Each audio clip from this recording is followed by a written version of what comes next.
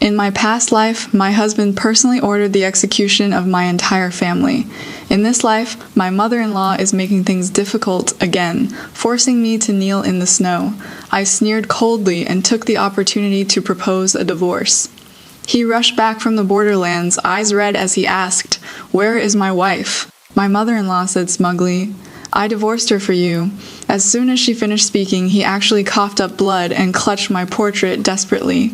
The heavy snow fell like it was free, hitting my face and freezing it with pain. I knelt on the ice-cold bluestone slabs of the general's manor, my kneecaps feeling as if countless needles laced with freezing poison had burrowed into the bone crevices.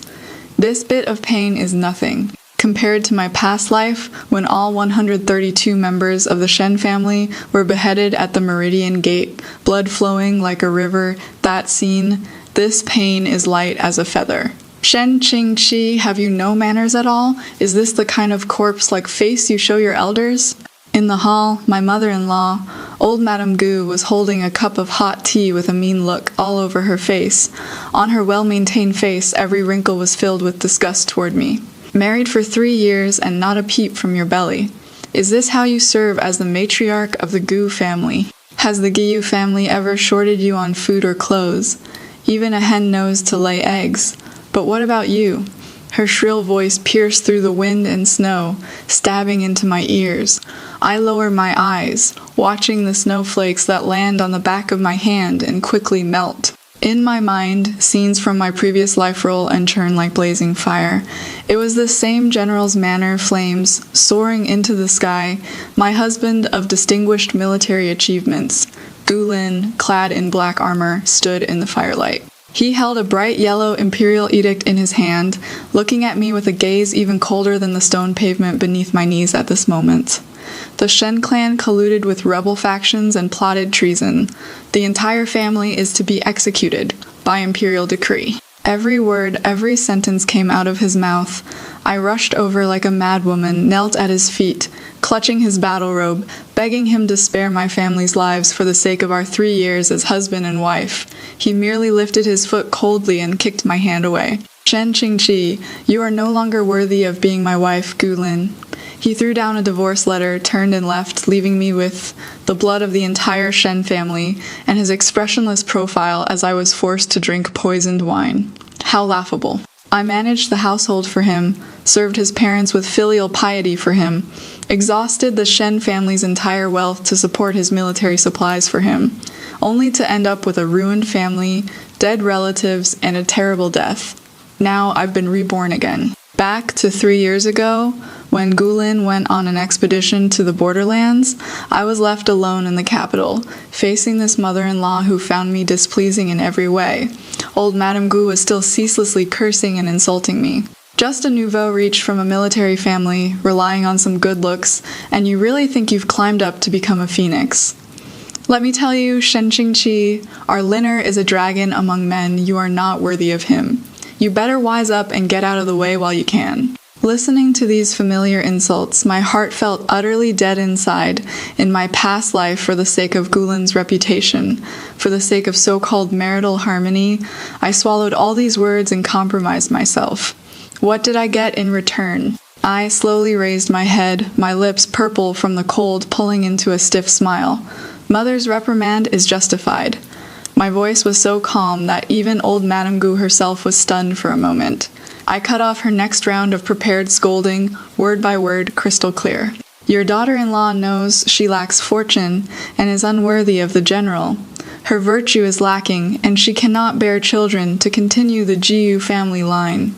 Your daughter-in-law requests a divorce. I am willing to leave with nothing, and from now on, part ways with the Jiyu family amicably, with no further ties.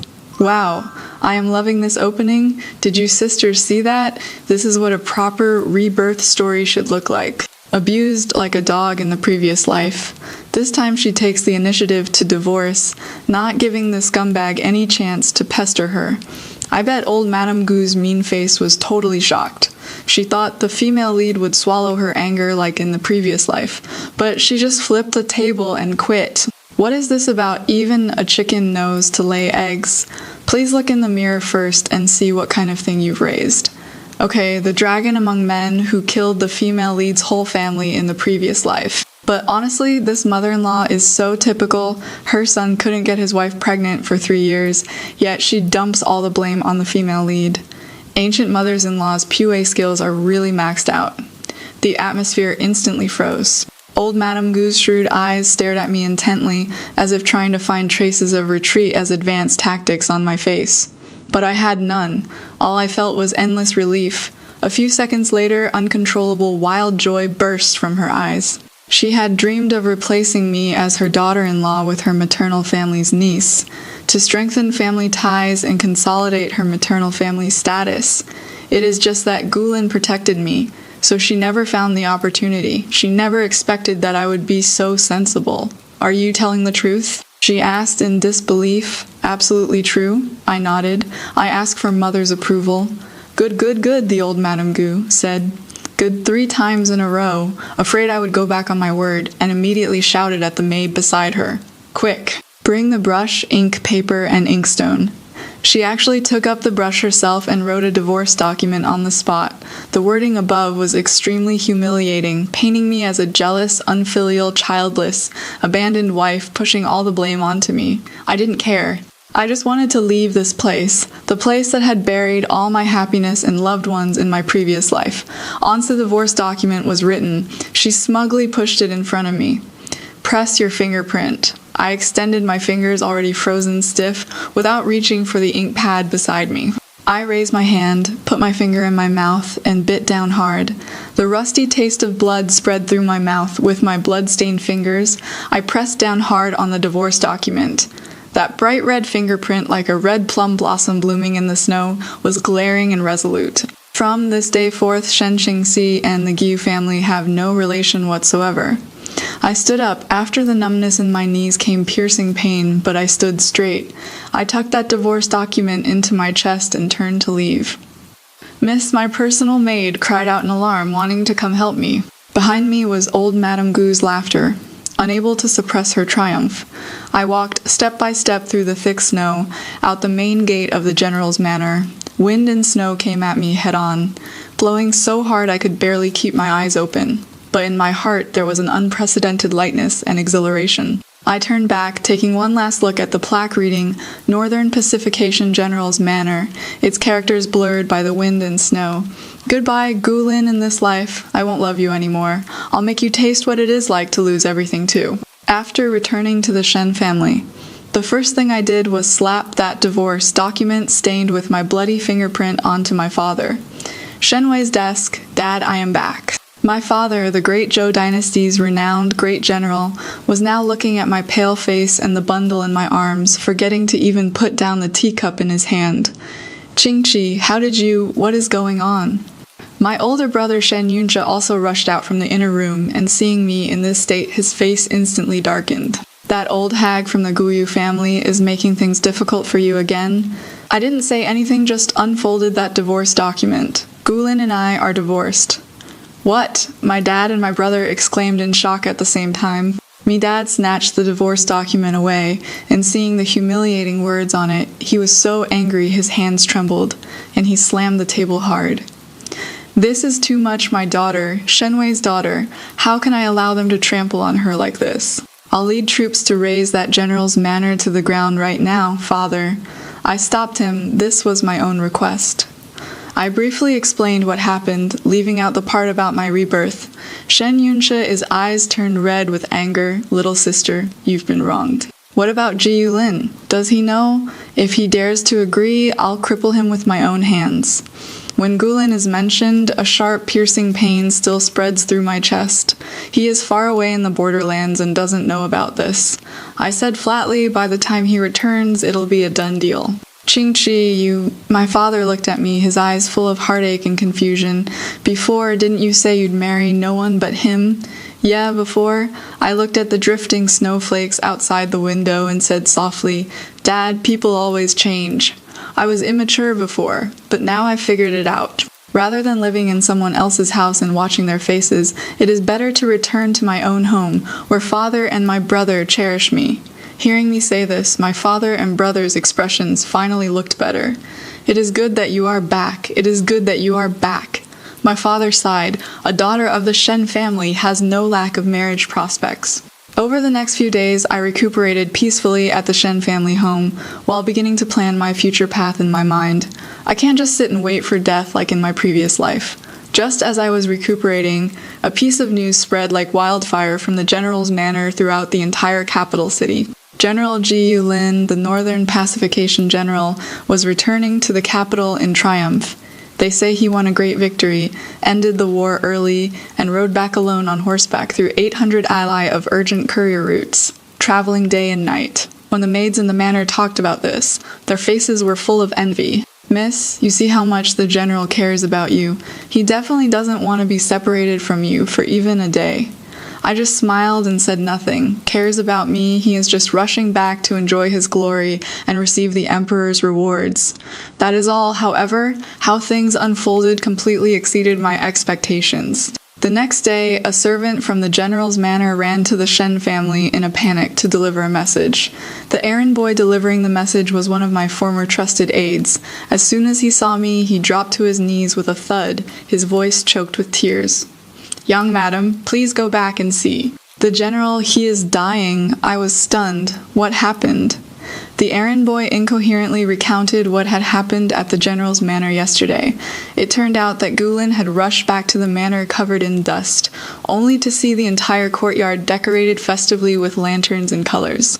Old Madame Gu thought he wouldn't return for a few more days, and was busy arranging his marriage to Miss Li, her niece from her maiden family.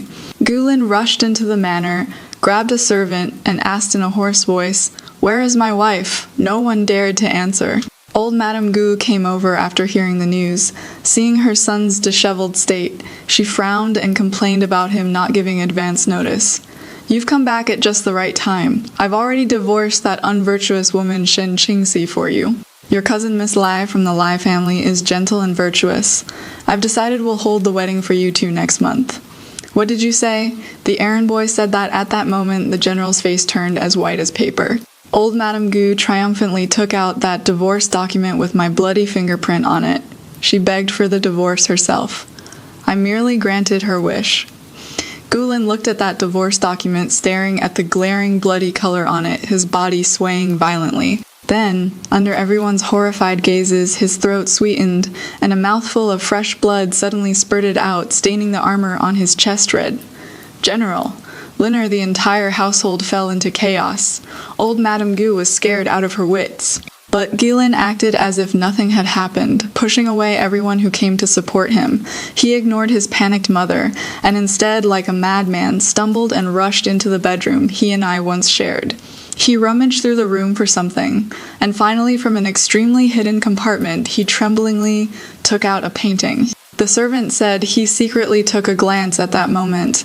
The person in the painting was me. It was me in my youth, before marriage, smiling innocently and brilliantly under the peach blossom tree. Giyu Lin clutched that painting tightly, tears mixed with the blood at the corner of his mouth, dripping onto the scroll one by one. He murmured to himself, his voice shattered beyond recognition. Qingxi, why? Too late? Still too late? Wait.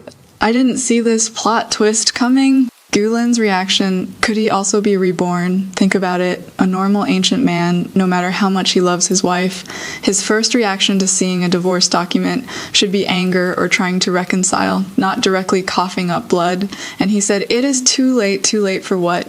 Unless he knows what happened in his past life, knows what he did to the Shen family in his past life. So this lifetime he desperately rushed back from the borderlands, just wanting to prevent the tragedy from repeating. But he was a step too late. The female lead already initiated the divorce. Oh my god, if this is really the case, then this story is way too heart-wrenching. Two reborn people, one full of revenge, one full of redemption, but they perfectly miss each other because of information asymmetry. This is even more devastating than a one-sided rebirth. After listening to the servant's account, I stood in place, unable to move for a long time. In my heart, there was no pleasure of revenge, only a vast sense of absurdity. What is he performing? A show of unwavering, deep affection, for me to see or for the world to see? That cold and ruthless man from my past life, who personally sent my entire family to the guillotine, would cough up blood for me. How is that possible? Unless an utterly absurd thought flashed through my mind. Unless he also carries memories from his past life. This thought made my whole body turn cold. No, impossible. If he was also reborn, if he knows everything that happened in the past life, knows what he did to me and the Shen family, how could he still have the face to come back looking for me? He should avoid me, stay as far away from me as possible. Or he vomited blood because everything he had carefully planned was disrupted by his mother's good deed. Right, it must be like this. I forced myself to calm down and said to that servant, "Go back. I have nothing to do with the Gyuyu family anymore. His life or death has nothing to do with me." The servant tried to persuade me again, but my brother Shen Yunshe grabbed him by the collar and threw him out directly. "Get lost. If you dare to bother my sister again, I'll break your legs." That night, in the dead of night, heavy snow began to fall again. I was sitting by the warm stove, holding a book in my hand but couldn't read a single word. My mind was a complete mess. Just then, a commotion came from outside the mansion gate. A servant hurried in to report, looking strange. "Miss General, General Jiju is kneeling outside the mansion gate." The book in my hand dropped to the floor with a thud. What did he say? He didn't say anything. Just kneeling there like that, saying he wants to see Miss just once. My older brother Shen Yunshe was polishing his treasured sword nearby when he heard this and stood up with a clang, grabbing his sword and heading out. "That bastard! He dares to come again. I'll cut him down. Brother!" I called out to stop him. Shen Yunshe turned his head back, eyes full of fury. "Little sister, don't stop me. He has already harmed you like this, and he still has the nerve to show up at our door. Today I'll let him know that the Shen family is not to be messed with." "Don't dirty your blade," I said calmly. I walked to the window and pushed open a small crack. Outside, the wind and snow were even heavier. Under the dim yellow lantern light, a tall and upright figure knelt straight in the snow in front of the Shen family's main gate. He had changed out of his armor and wore only thin, everyday clothes. Snowflakes covered his head and shoulders, quickly turning him into a snowman. This scene was so familiar, just like that day when I knelt in the courtyard of the general's manor. What goes around comes around. He seemed to sense my gaze and suddenly lifted his head, looking in my direction. The distance was too great for me to see his expression clearly, but those starry eyes that once consumed my entire youth must now be filled with bloodshot streaks and pleading. He opened his mouth, as if calling my name. "Chinxi, Chinxi, see me just once, please." The wind and snow carried his voice into my ears, hoarse, broken, with a desperate, sobbing tone. My heart felt like it was being gripped by an icy hand, the pain almost suffocating me. Not because I felt sorry for him, but because of hatred. I remembered my past life outside the Meridian Gate, when I too knelt on the cold ground like this, begging the lofty new emperor to spare my family. Back then, he stood on the imperial steps looking at me coldly, watching me kowtow until my head was broken and bleeding, watching me cry until my voice was hoarse. He wouldn't even spare me a glance. Now it is merely a reversal of roles. I closed the window slowly with an expressionless face, shutting his despairing figure out of my world. My elder brother behind me looked at my cold profile and let out a heavy sigh. "Little sister, if you hate him, I'll go cripple him right now to vent your anger." I shook my head, my voice devoid of any emotion. Death would be too easy for him. I turned around and looked at my elder brother. I want him to live. I want him to live and watch clearly as he loses everything he treasures most, step by step. I want him to spend the rest of his life living in regret and pain, unable to live, unable to die. This is the first debt I am collecting for the 132 members of the Shen family. Ji Yulin knelt outside the Shen family gates for an entire night. The next morning, people came from the palace, saying the emperor had urgently summoned him, and he was forcibly carried away from the snow. His kneeling caused the entire capital city to erupt in uproar. Everyone couldn't understand why the North pacifying general, who had just won a great victory and was at the height of his glory, would cast aside his dignity and honor to kneel in the heavy snow, begging a discarded wife who had been divorced by his mother. Rumors and gossip spread everywhere. Some said I was jealous and had done something to betray him while the general was on his campaign. Some say I am a femme fatale who bewitched the general's mind. Others say it is the Shen family bullying others with our power, refusing to forgive. I pay no attention to any of it. Mouths belong to others, I can't control them. I have more important things to do right now. I cannot let the tragedy of my previous life replay itself.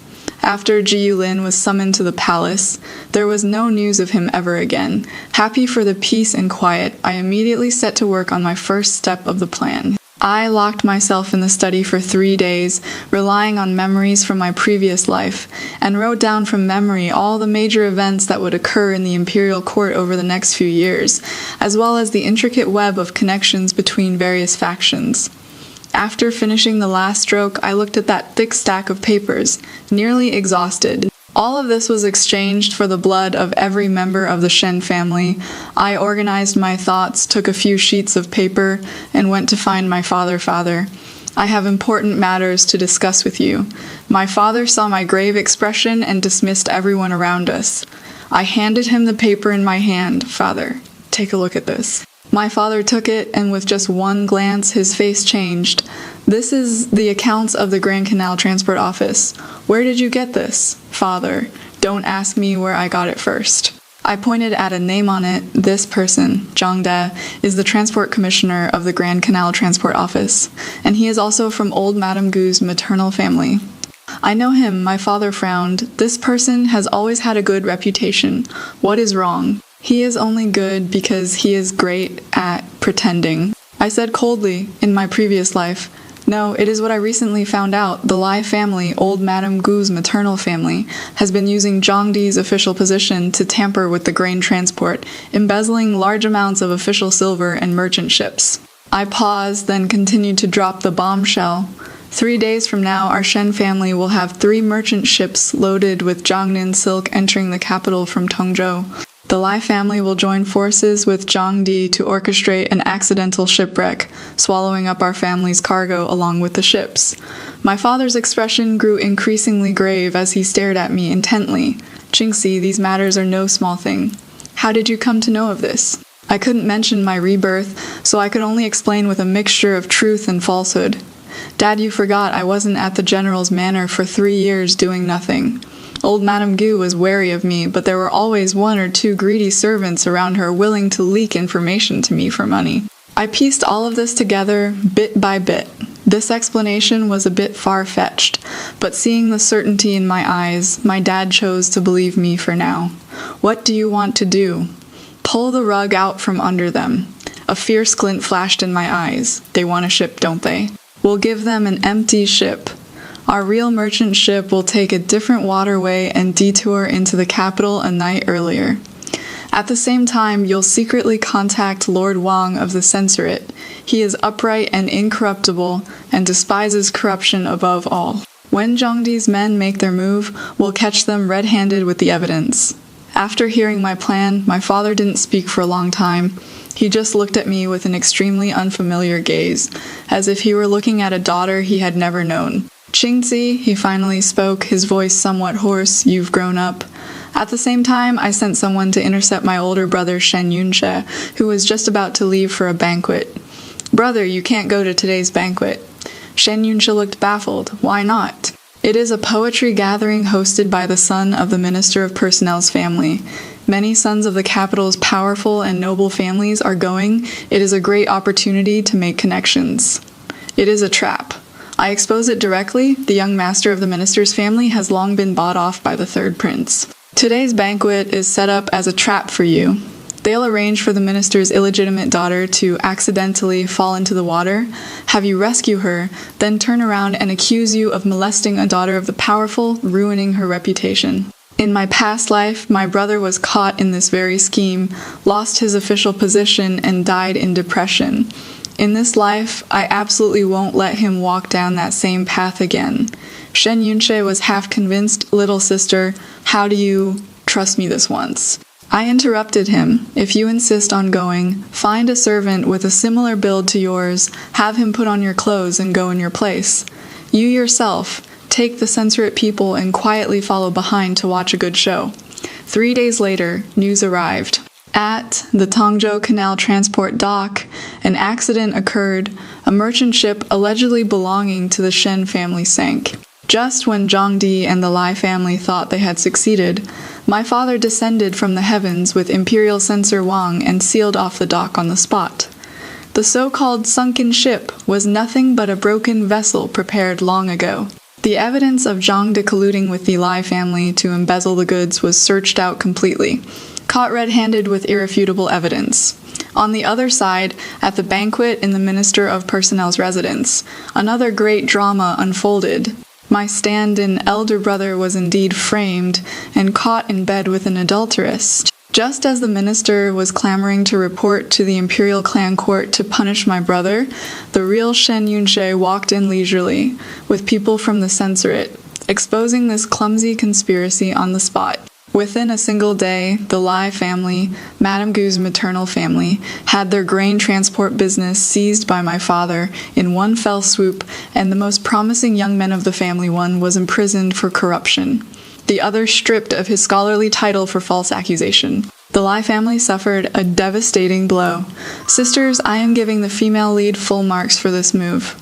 Look how smart she is. After being reborn, she is not just thinking about romance and relationships, but first taking down the mastermind who destroyed her entire family in her previous life. That old schemer, the third prince, in the previous life he rose to power by framing the Shen family, but in this life the female lead is directly pulling the rug out from under him, plucking out his minions one by one. And have you guys noticed old Madame Gu's mother's family, that evil mother-in-law's Lai family, was actually the third prince's pawn all along?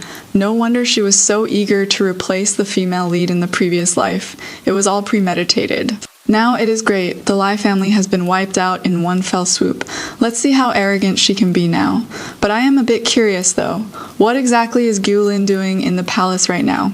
Could he also be secretly helping the female lead? When the news reached the Shen residence, my father and brother looked at me with eyes full of shock, but more than that, awe and conviction. Sister, you are simply a mastermind. Shen Yunxie was so excited he could barely speak coherently. My father patted my shoulder, deeply moved. I, Shen Wei, have given birth to a wonderful daughter. After these two incidents, my position in the Shen family was completely solidified. I was no longer that abandoned wife who could only hide in the back courtyard, gloomy and miserable. I am the true backbone of the Shen family. Just as I was feeling pleased about this initial victory, a servant came to report again. The old lady from General's Manor, leading her people, was coming aggressively toward our Shen family. I knew that the real confrontation was only just beginning. Old Lady Zhu was so furious she'd lost her mind. Her maiden family had suffered a devastating blow overnight, and she could figure out with her toes that the Shen family must be behind it, and to strike at the Lai family so precisely in such a short time. Aside from me, this person who left the Jiyu family, she couldn't think of a second one. She was convinced it was me who stole the Gu family's secrets to get revenge on the Lai family. She didn't dare directly bring people to barge into my Shen family home. So she came up with an even more vicious trick. She brought along her precious niece, who was also her chosen new daughter-in-law, Li Waner, and ran into my carriage on the most prosperous street in the capital city. At that time, I was about to go inspect the estate outside the city. Oh my, if it isn't our GU family's former daughter-in-law. Old Madame Gu's carriage cut directly in front of mine, supported by her maid. She stepped down wearing a fake smile, her voice neither too loud nor too soft, just enough for the surrounding commoners to hear. The crowd on the street was instantly drawn over, pointing and whispering at my carriage. I lifted the carriage curtain and looked at her coldly. Old Madame Gu, what advice do you have for me? I deliberately emphasized the 4 words, Old Madame Gu, to remind her, and to remind everyone that I no longer have any relationship with the Guyu family. Old Madame Gu's face stiffened for a moment. Then she put on that high and mighty expression again.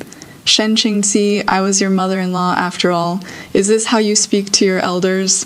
Li Waner, who was beside her, immediately stepped forward with a gentle and virtuous demeanor, speaking in a soft voice to mediate. Aunt, please don't be angry, sister. She might just be in a bad mood. Sister, don't blame Aunt. She is doing this for your own good. You are someone who came out of the general's manor after all. Now acting so brazenly in public like this, it really damages the general's manor's reputation. Singing in harmony, turning black into white, the murmuring around them grew louder. So she is that divorced miss from the Shen family. Sac TSK, she looks quite proper. How can she be so clueless? Exactly, the general knelt outside all night and she still wouldn't see him. Her heart is too cruel. Hearing these words, my heart felt no ripples whatsoever. I was just about to speak up and show them what it really means to be shameless. Suddenly, a rapid sound of horse hooves approached from afar, and the crowd automatically parted to make way. A pitch-black steed, like a bolt of lightning, galloped forth and stopped in front of my carriage.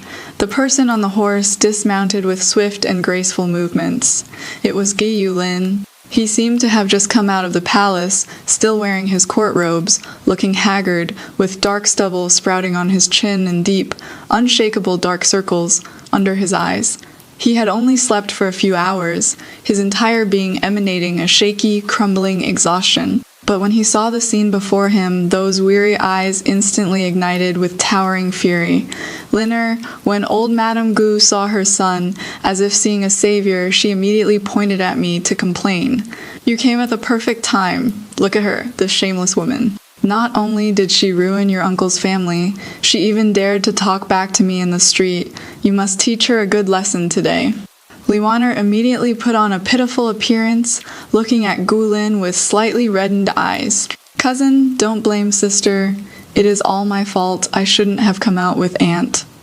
Everyone looked at Gulin. Everyone thought he would defend his mother, protect the Guyu family's reputation, and come to rebuke me, this abandoned wife. However, Gulin's actions left everyone present utterly dumbfounded.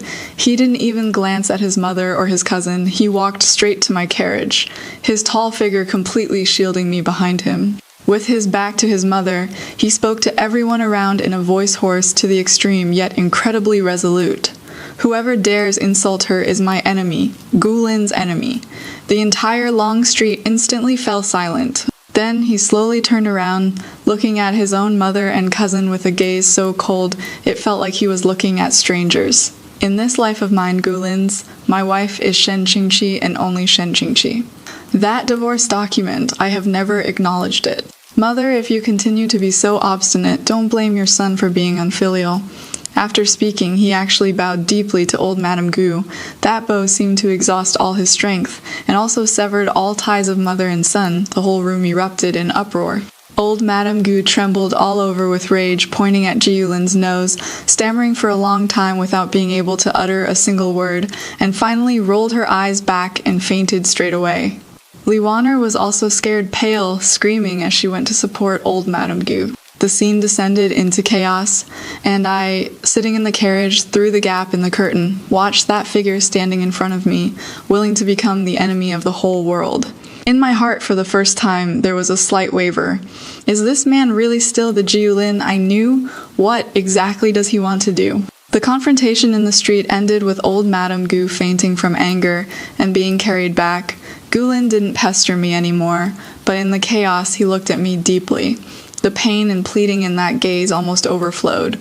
I had the coachman continue forward as if nothing had happened, but my heart was in turmoil. His words, "My wife is only Shen Qingxi," were like a huge boulder crashing into my originally calm and waveless heart lake, stirring up thousands of giant waves.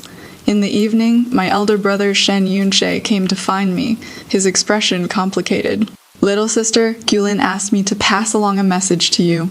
I was looking at the account books and didn't even lift my head, won't see him, won't talk, won't listen.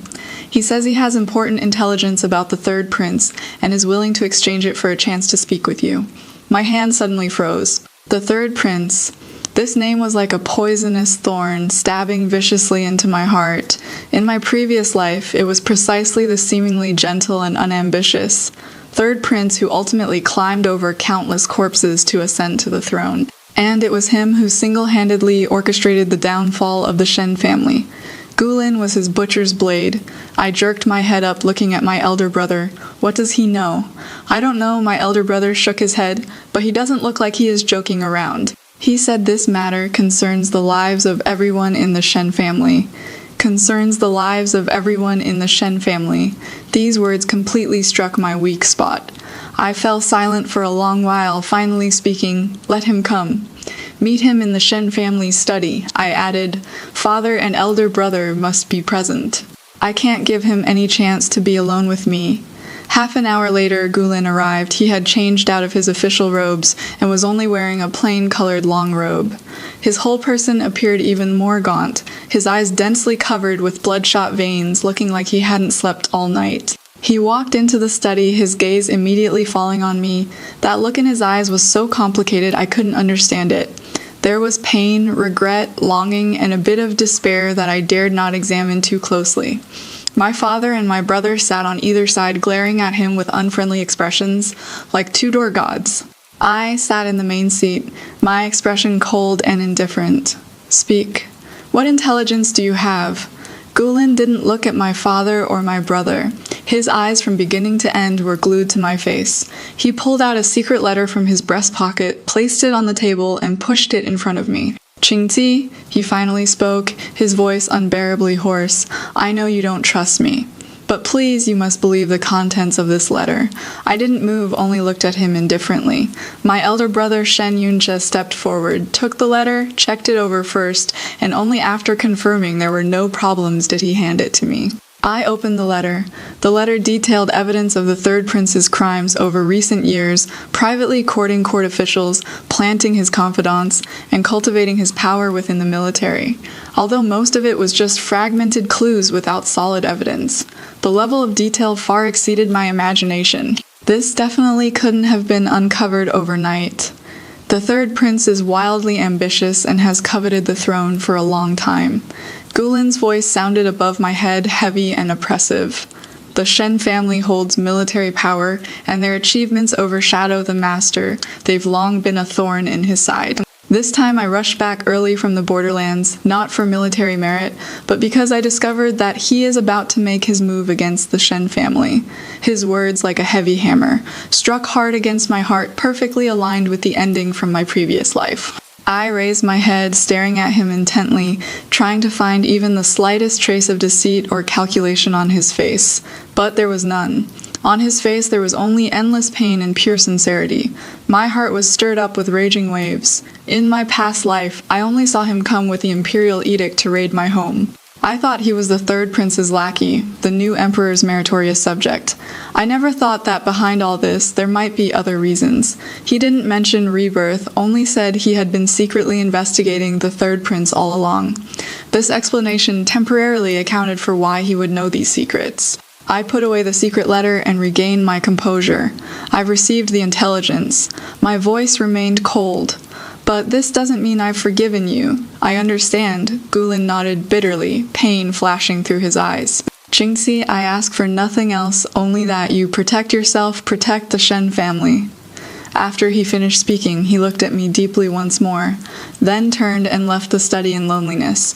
His tall figure cast a long shadow under the moonlight, appearing somewhat bleak and solitary. I looked in the direction he left, my hand gripping the secret letter so hard it turned white. This man has too many secrets hidden on him, and these secrets all seem to be related to me. My path of revenge, it seems, started to deviate from its intended course from this moment on. After that late-night secret conversation, Linji and I formed an extremely strange cooperative relationship. He no longer came to my door to pester me, nor did he try to explain anything to me anymore. He would only send me intelligence about the third prince periodically through my elder brother. Sometimes it was a note, sometimes a name, sometimes just a cryptic warning out of nowhere. "Be careful of the Vice Minister of Personnel, his daughter is about to enter the palace. There is unusual activity at the granary west of the city. The third prince has planted his people in the Sishan military camp." And I, using this intelligence as if I had divine sight, thwarted the third prince's schemes time and time again.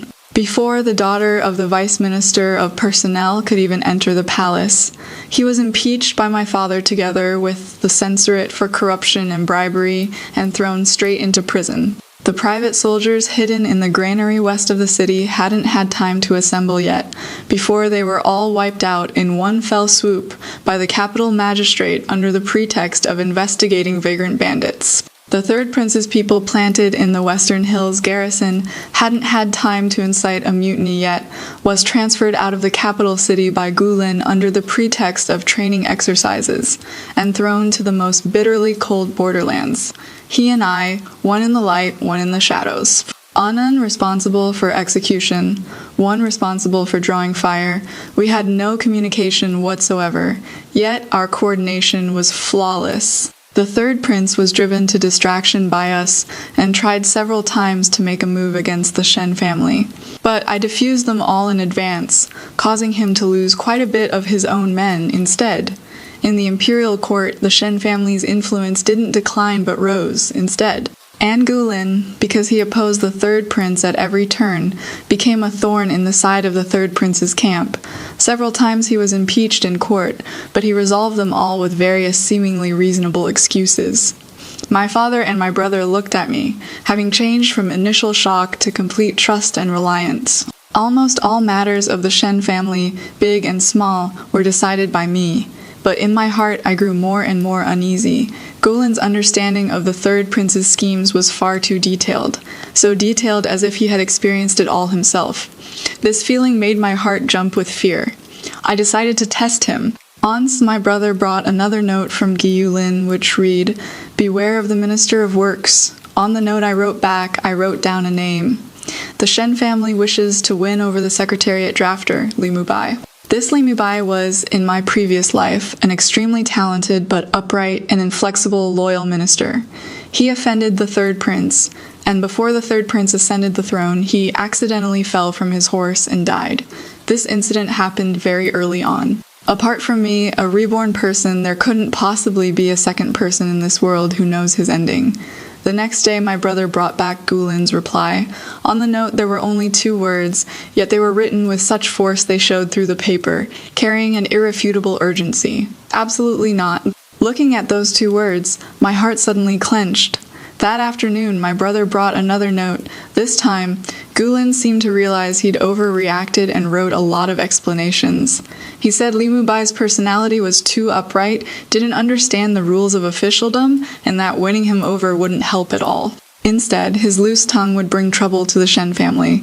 The explanation was reasonable and logical, but I knew he was lying that evening. I had my brother go see Jiwulin again. I had my brother accidentally let slip that the Shen family had already sent people to contact Li Mubai, and the talks were going very well, as expected. In the middle of the night, Gulen went crazy and, disregarding the curfew, charged straight to the gates of the Shen family estate. He was stopped by our family's guards and couldn't get in, so he could only shout from outside the gate toward the inside. "Shen Yunshe, come out, I told you not to mess with Li Mubai.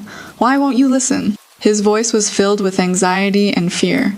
I stood in the shadows of the courtyard, listening coldly, following my instructions. My elder brother walked out, pretending to look confused. "General Ji-Yu, what are you doing? Minister Lai is incredibly talented and of noble character. Why shouldn't the Shen family try to win him over?"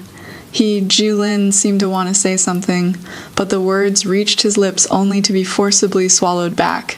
He looked at Shen Yunshe, veins bulging on his forehead, and finally almost blurted out, "Because in half a month he'll fall from his horse and die. If you cozy up to him now, you'll only bring disaster upon yourselves." As soon as the words left his mouth, the entire world fell silent. Gulen himself froze too. He seemed not to have expected that in his moment of desperation he would blurt out such an earth-shattering secret. His face instantly turned deathly pale. My brother was also stunned. He looked at Gulen, then turned to look in the direction where I was hiding, his face full of disbelief, and I stood in the darkness, my whole body ice cold. He really knows Li Mubai's fate. He really was also reborn. This realization, like a bolt from the blue, struck me dizzy and disoriented, nearly unable to stand. If he was also reborn, then he remembers everything from the previous life. He remembers the blood of the entire Shen family, remembers my desperate cries, remembers the cup of poison wine he personally handed over. Then why did he come back to find me? Everything he has done, is it to atone for his sins, or is it another conspiracy that I can't understand? My hatred at this moment is mixed with enormous confusion and complex emotions that even I myself cannot articulate. This man, it seems like I've never truly known him. After confirming that Gyulin was also a regressor, I fell ill, high fever, nightmares over and over again. In my dreams, one moment it was the horrific scene of blood flowing like rivers outside the Meridian Gate in my past life. The next it was Gyulin's pleading eyes as he knelt in the snow in this life. On a moment, he was coldly and heartlessly kicking my hand away. The next, he was standing in front of me saying, "Whoever dares insult her is my enemy, Gyulin's enemy." Two completely different versions of him kept intertwining and tearing at each other in my mind, almost driving me insane. My father and my brother were running around frantically inviting all the famous doctors in the capital city, but all were helpless. They didn't know that this was a sickness of the heart. In my dazed state, I seemed to hear Gyulin's voice. He seemed to want to force his way in, but was firmly blocked outside the door by my brother. "Get lost. My little sister ended up like this because of you. You still have the nerve to come here. Let me see her, just one look." His voice was hoarse beyond recognition, thick with sobbing. "Get lost." After that, I couldn't hear anything anymore. When I regained consciousness again, 3 days had already passed. My fever had broken, but I'd lost a lot of weight too. The first thing I did was have my brother cut off all contact with Gyulin, whatever he wanted to do. Whatever difficulties he had, I didn't want to know anymore. I just wanted to stay far away from him, protect my family, and live this life well. However, the tree may prefer calm, but the wind will not cease, just as I cut off contact on my end. The third prince over there became desperate. He probably discovered that no matter what he did, the Shen family would know in advance, which filled him with tremendous fear. So he decided to take a desperate risk and use the same old trick again. One late night, the Shen family estate was surrounded so tightly by thousands of imperial guards that not even water could trickle through. Leading them was the third prince's trusted aide, the Imperial Guard's vice commander, Chen Xian. He held the imperial edict and proclaimed loudly, "By the grace of heaven, the emperor decrees, it has been confirmed that the Shen family plotted rebellion and colluded with enemy nations with irrefutable evidence. The entire Shen clan is to be immediately arrested and imprisoned in the heavenly prison. Awaiting judgment, any resistance will be met with immediate execution." This scene, these charges were exactly the same as in my previous life. The servants in the estate were scared pale, thrown into chaos. My father and my brother's faces were grave, but there wasn't the slightest bit of panic in their eyes, because this time we had already made our preparations. I looked at the mass of imperial guards in black outside the residence, my heart ice cold. I had been waiting for this day for a very long time. I turned to my father and brother and said, "Father, brother, proceed according to plan." I had already broken up the Shen family's elite private soldiers into small groups and hidden them throughout the capital city. Moreover, I had long ago used my channels to deliver information about the third prince, forging evidence and attempting to frame loyal officials into the hands of several devoted senior ministers at court. As long as I gave the order with coordination from inside and outside, tonight would be the third prince's day of death, just as I was about to give the order and activate my backup plan. Outside the residence, an even greater commotion and the sound of weapons clashing suddenly erupted. "Move aside." A voice familiar to the bone rang out like a thunderclap. It was Gyulin. I rushed to the door, peering through the crack, and was instantly stunned. Gyulin had actually brought his 3,000 personal troops, the most elite North Pacification battalion of the capital city's defense forces, and forcibly broken through the Imperial Guard's encirclement. His men had protected the entire Shen residence in reverse, forming a standoff with the Imperial Guards. The deputy commander of the Imperial Guards, Chen Xian, was both shocked and furious. "Gyulin, what are you doing? Are you trying to rebel?" Gyulin sat on his horse, looking down at him from above with a bone-chilling gaze. "Rebel, Chen Xian, you can't pin that label on me." He paid no more attention to Chen Xian, but instead dismounted and walked straight to the front gate of the Shen residence. He pulled out a tiger head-shaped military tally from his chest and handed it to my elder brother Shen Yunche. "That is the tiger tally for commanding the troops of the northern garrison. Seeing the tiger tally is like seeing him in person." Brother Shen, his voice trembled a little, but was exceptionally firm. "This is the military tally of the northern garrison. If I don't come back, take it, protect Qingxi, protect the Shen family, and fight your way out of the capital city. My elder brother froze, not reaching out to take it. Gulin met the third prince's shocked and furious gaze from inside the carriage not far away, and suddenly raised his voice, shouting loudly, "Where is the evidence that the Shen family colluded with the enemy? I, Gulin, in the name of my title as general who pacifies the north, staking my very head, guarantee that the Shen family is absolutely innocent." He was using his own future, his own life, as a wager for the Shen family. I stood inside the doorway, watching his resolute, upright figure from behind, my heart gripped tightly by an invisible hand, the pain almost suffocating me. He didn't look back at me even once. He just shoved the military tally into my brother's arms, then turned around, mounted his warhorse, and gave orders to his personal guards behind him. "Everyone hold your positions. Without my command, no one is to approach the Shen residence even one step. Those who disobey orders will be executed." Then he turned his horse around and galloped off alone toward the direction of the imperial palace. I knew he was going to have an audience with the emperor. He was going to reveal all his cards. At that moment, his cold face when he handed over the imperial edict in my past life, and his resolute back as he blocked thousands of soldiers for me in this life, kept overlapping and tearing apart in my mind. I had hated him for 2 lifetimes. But at this moment, I realized I seemed to no longer understand my hatred. The news of Ji Yulin breaking into the palace alone exploded like a thunderclap in the capital city late at night.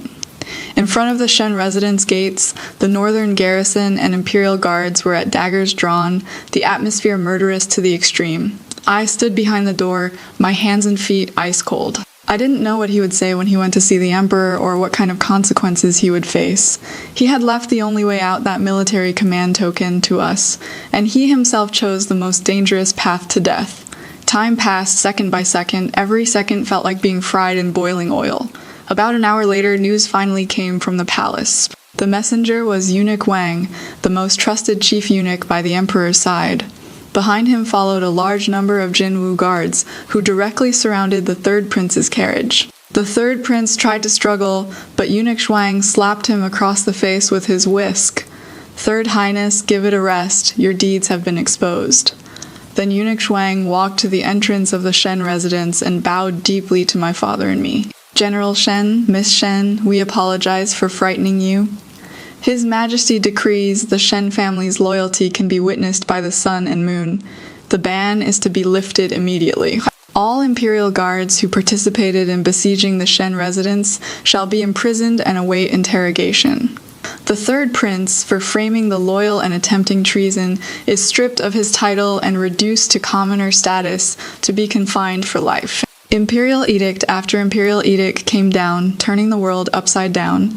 Both my father and my brother breathed a sigh of relief. But I couldn't feel happy at all. I grabbed Eunuch Shuang's sleeve and asked urgently, "Eunuch Shuang, what about Gulin? How is General Gu?" Eunuch Shuang looked at me with a complicated expression and sighed. "Miss Shen, you should go see for yourself." He paused, then said in an extremely low voice, "General Gu in the Golden Luan Hall, he confessed to everything." My heart sank abruptly. Eunuch Wang told me everything that happened in the Golden Hall, down to every detail. After entering the hall, Ji Yulin directly presented all the ironclad evidence of the third prince's treason that he had collected across 2 lifetimes. That evidence was even more detailed and even more damning than what I had. The third prince was summoned to the palace in the middle of the night. He denied everything and instead accused Ji Yulin of colluding with my Shen family to falsely accuse a prince. The emperor was suspicious by nature and couldn't make a decision for the moment. Just then, Ji Yulin suddenly knelt down, saying he wanted to voluntarily expose a case from years past. He said he wanted to tell a dream. Using the dream as a pretext, he revealed everything that happened in his previous life. He said that, in the dream, the third prince likewise used the charge of the Shen family colluding with the enemy to surround the Shen residence. Then, the third prince took a forged military order for Ji Yulin to lead troops to suppress the rebellion, and a pre-written draft of an imperial edict to execute the entire Shen clan to threaten him. Eunuch Wang imitated Ji Yulin's trembling voice at that time and recounted. At that time, the Shen family, Qingxi's family members had all been completely controlled by the third prince's private soldiers. The third prince told this subject that if this subject did not sign that rebellion suppression military order to make this matter legitimate and proper, he would immediately give the order to kill everyone in the Shen family on the spot in the name of resisting arrest and plotting rebellion. That way, they wouldn't even leave behind a single intact corpse, and would also carry the stigma of traitors never to be reborn for all eternity. This subject signed it. This subject signed it to leave a sliver of hope for the Shen family, to leave them with the name of guilty officials rather than the name of traitors. At least it could ensure they could rest in peace after burial, and not be left with corpses exposed in the wilderness, dying without a burial place. Your Majesty, this is this subject's lifelong shame, lifelong pain. This subject knows his sins are grave, unpardonable, even by 10,000 deaths. Today, revealing everything, this subject does not seek your Majesty's forgiveness, only asks your Majesty to judge clearly and restore the Shen family's innocence. This subject is willing to atone with death. Having finished speaking before anyone could react, he suddenly rose to his feet and, using all his strength, rammed his head straight into the dragon-entwined golden pillar in the hall. A loud bang, blood splattered on the spot. After listening to Eunuch Wang's account, I felt my vision go dark, the world spinning around me. The teacup in my hand fell to the ground with a crack, shattering into pieces. So that is how it was. So he wasn't the third prince's lapdog. He wasn't doing it for wealth and glory. He signed that military order to preserve the last shred of dignity for us. The Shen family, that cup of poison wine he handed me, perhaps it was also to spare me from suffering, to give me a quick end. I hated the wrong person. I actually hated the wrong person for 2 lifetimes. Enormous regret and pain, like a tsunami, instantly drowned me. I couldn't hear anything anymore, couldn't see anything anymore. In my mind, all that remained was the image of him covered in blood, collapsed in the Golden Luan Hall. Gulin, I murmured to myself, tears finally breaking through like a bursting dam. I need to see him, like a madwoman, ignoring everyone's attempts to stop me. I rushed out of the Shen residence, rushing toward the imperial palace. The Shen family's crisis was resolved, the third prince had fallen. Everything had settled. But what about Gulin, that man who used his life to pave the way for us? How was he? I stumbled all the way, running until my hairpins scattered, my dress splattered with mud and water, utterly disheveled. When I reached the palace gate, I was stopped by the guards. I knelt on the cold ground, kowtowing over and over, begging them to let me in. Please, I am begging you, let me see Ji Yulin. I am his wife, Shen Qingqi. In the end, it was Eunuch Shuang who rushed over after hearing the news and brought me inside. Gulin was placed in the side hall with imperial physicians going in and out, every one of them wearing grave expressions. The emperor was also waiting outside. Seeing me in this state, he let out a heavy sigh. Foolish child, why put yourself through this? He looked at me with a complicated expression. For you, he didn't even care about his own life. I knelt before the emperor for the first time, not for the Shen family, but to plead for Gulin. Your Majesty, I beg you, let me see him, let me take care of him. The emperor waved his hand, giving tacit approval. I rushed into the side hall, hit by an overwhelming stench of blood and medicine. Gyulin lay on the bed, his face completely drained of color, eyes tightly shut, lips cracked and dry, with large bloodstains still remaining on the front of his robe. An imperial physician was bandaging the wound on his head, a wound so deep you could see bone. Just one glance, and I felt like my heart had been gouged out alive, the pain making it impossible to breathe. How is the general? My voice trembled uncontrollably. The imperial physician shook his head. Reporting to Miss Shen, the general has lost too much blood, and with his will set on death, his desire to live is weak. Right now, we can only see if he himself can make it through tonight. My world came crashing down. I walked to the bedside, trembling as I reached out my hand wanting to touch him but not daring to. I was afraid he was like porcelain that he'd shatter at the slightest touch. I kept vigil by his sick for 3 days and 3 nights, without eating or drinking, without sleep or rest. I just watched him like that, watched his lifeless face, my heart torn to pieces. I kept replaying our past from both lifetimes over and over. The sweetness and ruthlessness of our past life, the resentment and entanglement of this life. All of it was like a knife slicing my heart over and over again. I was wrong. I was too self-righteous. I was blinded by hatred. I only saw his cold exterior, but never thought to explore the pain and struggle in his heart. If I could have discovered the truth earlier, if I could have given him a chance to explain. But there are no ifs. During this time, old Madame Gu was also carried over once. When she learned of everything that happened in the Golden Hall and saw her son's critical condition, she couldn't take the shock on the spot, directly suffered a stroke and collapsed. Her face twisted, completely turned into a cripple. Evil people get their comeuppance. But when I watched her being carried away, I didn't feel the slightest satisfaction. I only felt sadness. On the fourth day, I held his cold hand, pressed it against my face, tears sliding down silently. "Gulin, please wake up. Didn't you say you owed me? You haven't paid it back yet. How can you just leave like this? I am not leaving. I am never leaving again." From my bosom, I took out that cherished divorce document written by his mother's own hand, stamped with my blood fingerprint. The glaring red on it now seemed so ironic.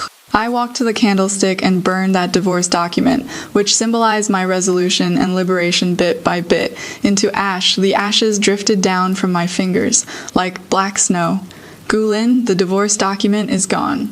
Do you hear me? We're still husband and wife." Just then, I felt the hand I was holding move slightly. Gulin woke up on the morning of the fourth day of his coma. His long lashes trembled. Then he slowly opened his eyes. In that moment, I felt the entire world light up. "You are awake," I cried, tears of joy, gripping his hand tightly. He opened his eyes, his gaze first, somewhat dazed and confused.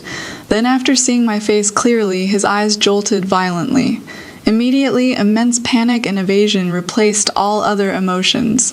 He yanked his hand back abruptly, struggling to sit up, wanting to distance himself from me. Why are you here?" His voice was weak and hoarse, carrying a hint of disbelief. "Just go. Don't bother with me. I am the one who wronged you. You shouldn't be dragged down by me anymore." He thought he was still in a dream, or perhaps he thought I was staying here out of sympathy and pity. Watching him in such a panic state, my heart ached beyond measure. With reddened eyes, I grabbed his hand again, and this time I used all my strength to prevent him from breaking free. "I am not leaving," I told him. "That divorce document. I've already burned it. We are still husband and wife." He froze, staring at me blankly. After a long while, he forced out a smile that looked worse than crying and shook his head. "Qingxi, you don't have to do this. In my past life, I destroyed your family and caused their deaths. That is a fact. In this life, I've made you suffer all kinds of grievances and almost made you repeat that tragic fate again. Someone like me bearing such deep sins, I have no right to possess you anymore." He completely shut himself off. He began refusing my approach, wouldn't drink the medicine I personally fed him, wouldn't accept any of my care. Whenever I got close to him, he would instinctively shrink back, his gaze evasive as if I were a flame that would burn him. He used this coldness and distance to punish himself, and wanted to use this method to force me to leave. On the evening, I brought in his medicine, and once again he turned his head away. "Just go, Qingxi." He looked out the window, his voice terrifyingly calm. "Forget about me and live your life well." I finally couldn't hold it in anymore. I set the medicine bowl down heavily on the table, and tears fell from my eyes. "Gulin, what exactly do you want?" He turned his head, looked at me, his eyes filled with thick, inseparable sorrow. "Qingxi, when I look at you, I remember how I destroyed everything you had with my own hands. I remember your father, your brother, how over 100 members of the Shen family died before my eyes. I can't get past this. Every night I have nightmares, dreaming of you in your wedding dress, asking me why. The moment I close my eyes, all I see are your despairing eyes looking at me as you drank that poisoned wine. Someone like me should have died long ago when I crashed into that dragon pillar. It wasn't just to save the Shen family, but also to end my own life. From the moment he was reborn, he never intended to live. Everything he did was merely atonement. After atoning, he would go die, listening to his words dripping with blood from every word. My heart ached as if it would split open. I walked up to him, wiped away my tears, and looked into his eyes with an unprecedented firm tone. Ji Yulin, listen carefully. What you owe me cannot be repaid with just one life. You owe me a family. You owe me a husband. You owe me a life that should have been happy and fulfilling. You want to die. It is not that easy. You have to use your entire lifetime to repay it. He looked at me in shock, his lips moving but unable to say a single word. I leaned down, looking straight into his eyes. So, live on properly for me. Then use the rest of your life, bit by bit, to make up for everything you owe me. From that day on, I stopped arguing with him. I just quietly stayed by his side, using my actions to melt that ice fortress in his heart bit by bit. When he refused to drink his medicine, I would taste it first myself and tell him it wasn't bitter. When he refused to eat, I would tell him about the Shen family's current situation like a story, while feeding him. I told him how brother Shen Yunxia could now handle things independently at court, becoming more and more like father in his prime. I told him how my father was preparing to retire and officially hand over the Shen family army to my brother. I also told him how I used the intelligence he gave me to counterattack the third prince step by step, trampling those who once bullied us one by one beneath my feet. I recounted those thrilling power struggles to him as if they were amusing anecdotes. He would always listen in silence, his gaze gradually softening from its initial resistance. He began to respond to me, would take his medicine on his own, would quietly let me treat his wounds. One night, his wound got infected and he developed a high fever. His face flushed red from the fever as he kept muttering deliriously. He gripped my hand tightly, calling my name over and over again. Qingzi, I am sorry.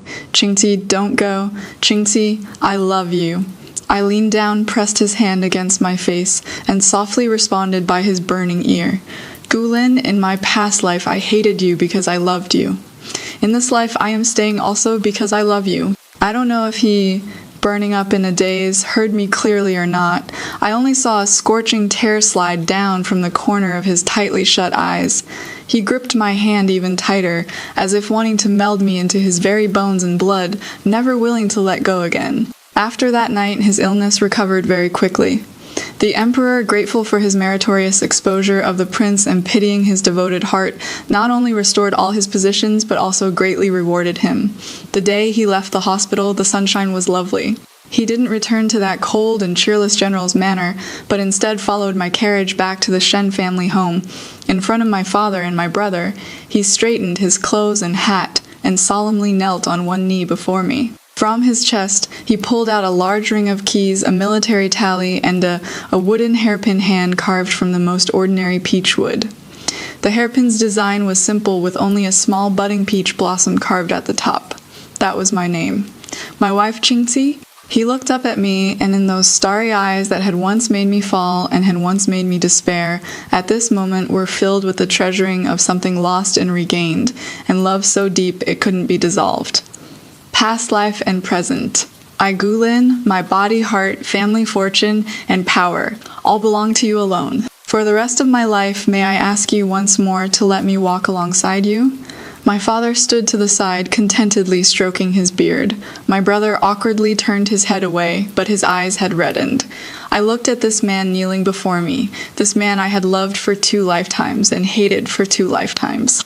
All the resentment, all the hatred, at this moment vanished into thin air. I reached out my hand and helped him up. I took from his hand that simple and plain wooden hairpin, and with my own hands fastened it in his jet black hair that had been restored to its original state. Then I looked into his eyes and softly spoke a single word. Yes. Holding your hand for the rest of our lives, the debts of our past life, we'll repay them with this life. The years ahead are still long, very long. We will use every remaining day to heal the wounds deep in each other's souls. 800 Lie Express. The 800 Lie Express was ancient China's highest level military emergency communication method used to transmit extremely urgent military intelligence or imperial court matters. 800 li doesn't refer to actual distance, but rather to transmission speed, being able to deliver 800 li in one day and night. Under the courier station system, fast horses and couriers would be continuously replaced along the route, traveling day and night to ensure intelligence reached its destination at maximum speed. Only the emperor or high-ranking officials holding specific tokens could activate this level of communication. Courier stations receiving 800 Li Express's documents had to prioritize them. Those who delayed would be severely punished or even executed. This represented the extreme urgency and importance of the situation.